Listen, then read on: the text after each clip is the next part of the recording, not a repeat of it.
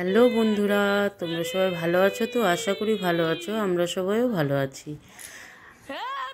আজকে আমাদের বিবাহবার্ষিকী ছিল। এটা কালকে রাত্রে আমার ছেলে আমাদেরকে সারপ্রাইজ দিয়েছে।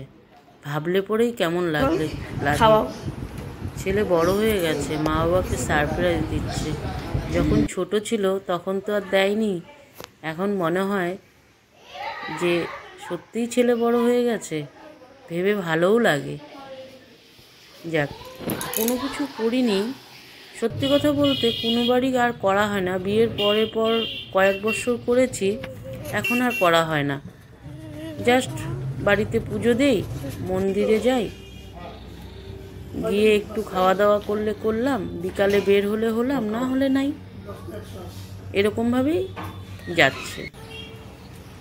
এবছরও সেরকমই, বাড়িতে একটু পুজো দিলাম, পুজো দিয়ে মন্দিরে চলে গেলাম।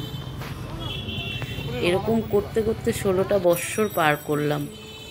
দেখতে দেখতে 16টা বৎসর পার হয়ে গেল, বুঝতেই পারলাম না কিভাবে 16টা বৎসর পার করলাম।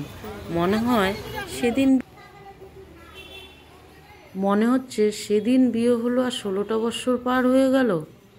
যাজ্ঞা বন্ধুরা, 16টা বৎসর যখন পার করলাম, তোমরা বড়রা যারা আছো আশীর্বাদ করো যাতে 16টা বৎসর যেভাবে পার করলাম আরও কয়েক বৎসর স্বামী বাচ্চাকে নিয়ে সুস্থ সবলভাবে যেন এরকমভাবে পার করতে পারি।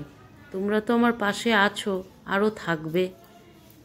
আর বাইরের আওয়াজটা যে বন্ধ করিনি, আমি তো অত ভালো এডিটিং করতে পারি না। কিভাবে বাইরের আওয়াজ একটু বন্ধ করে আবার একটু ভয়েস দিব, যেরকম পারলাম সেরকমই করি এডিটিং।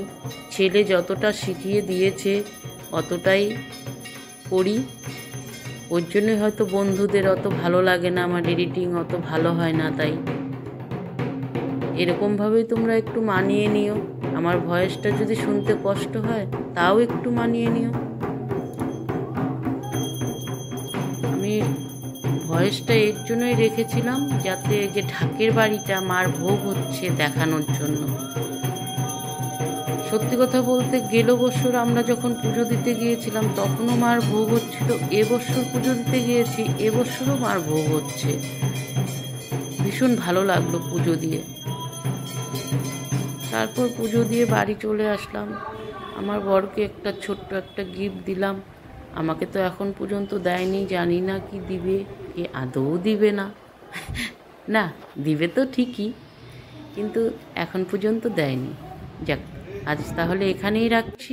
ভিডিওটা যদি ভালো লেগে থাকে তাহলে একটা লাইক করে দিও, কমেন্ট করে জানিও ভিডিওটা কেমন লেগেছে, আর সাবস্ক্রাইব করে সবসময় আমার পাশে যেমন আছো সেমন থেকো। তোমরা সুস্থ থেকো, ভালো থেকো।